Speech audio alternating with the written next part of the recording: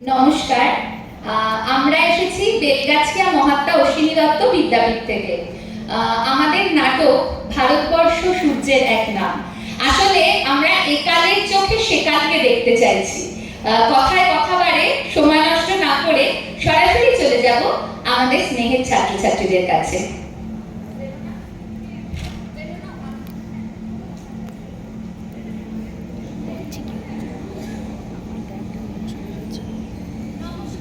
শুরু হচ্ছে আমাদের নাটক ভারতবর্ষ সূর্যের এক নাম। লিখেছেন আমাদের শিক্ষক মহুয়া দাশগুপ্ত।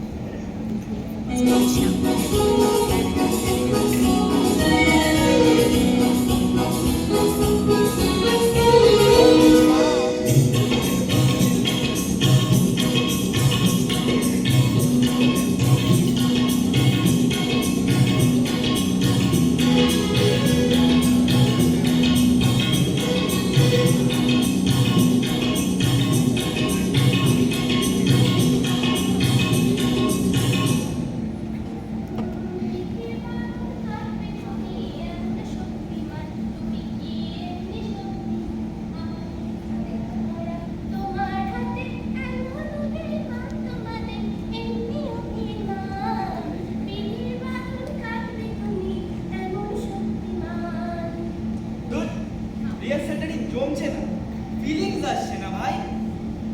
এত বছর পর স্বাধীনতা দিবস আমাদের কাছে একটা ছুটির দিন হয়ে গেছে রে। কত লড়াই হয়েছে একদিন, কত মৃত্যু। হ্যাঁ, বাইরে বৃষ্টি হচ্ছে, এক্ষুনি তো বাড়ি যাওয়া যাবে না। কি করা যায় বলতো? হ্যাঁ রে, মুড়িয়া তেলে ভাজা খাবি? না, আমরা নাটক করি। চল নাটক খেলা। নাটক? কিসের নাটক? স্বাধীনতা সংগ্রামের নাটক। তাহলে কি ফিলিংস আসবে? দেখা যাক, ওই কাগজের টুকরোয় সব বিপ্লবীদের নাম লেখা আছে। কে কি হবে ওই কাগজ খুললেই বোঝা যাবে। হ্যাঁ, সামনে বসো।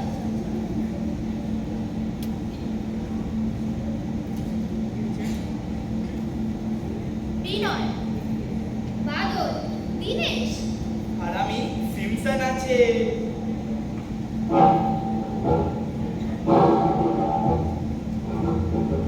আগামীকাল আমাদের শেষ সুযোগ। শিক্ষাকে শেষ করতেই হবে। ভারতকে স্বাধীন করার জন্য এটাই আমাদের প্রতিভা। নতুন আলো জ্বালাতে হবে। রিচার্জ চাই। আর কবে আসবে স্বাধীনতা? কবে?